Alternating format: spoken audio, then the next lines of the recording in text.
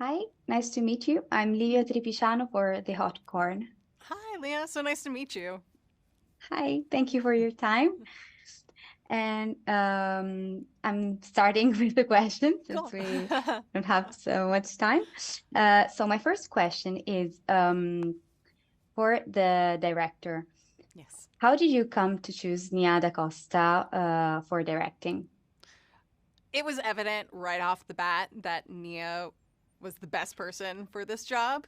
Um, she's not only an incredibly talented filmmaker, as evidenced with her films Little Woods and Candyman, but she's also a huge nerd, which I was so happy to find out. When we first met, we just gushed about all of our favorite characters in comics uh, for what felt like hours. Um, uh, she also has an incredible clarity of vision. You know, this movie is Nia's through and through. She brought a sense of lightness, a confidence and ease to set that really set the tone for everybody. Um, she's, at the end of the day, a huge fan, and that's just the kind of person who you want to make these films. And talking about another woman, one of the surprises of the film is undoubtedly Iman Vellani, Yes.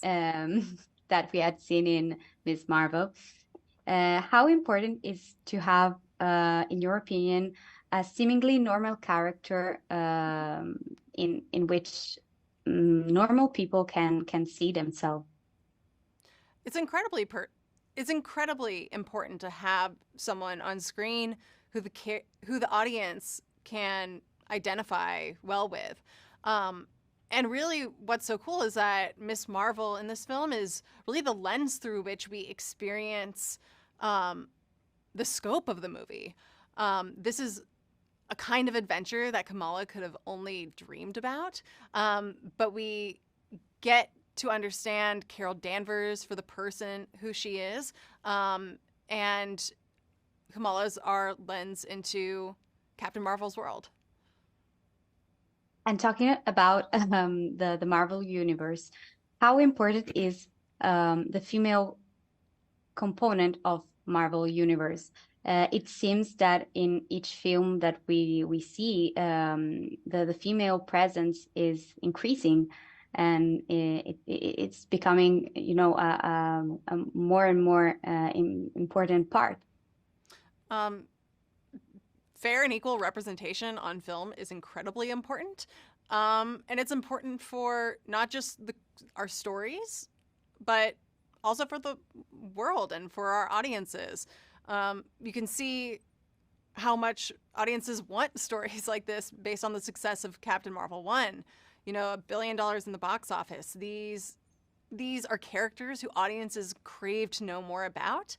Um, and with these three very different heroes, I think so many different women and girls and boys and men will be able to relate to them in different ways. I think they're super relatable characters, each with rich histories in the comics, and it's a joy to celebrate them with the Marvels.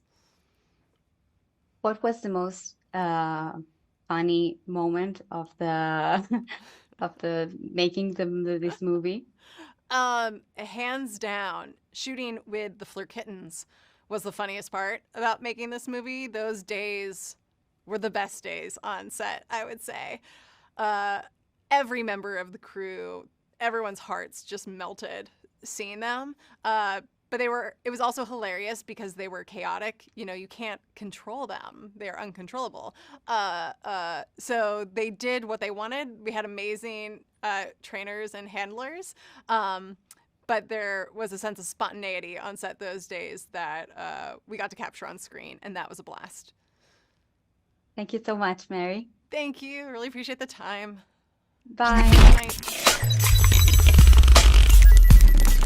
Good night.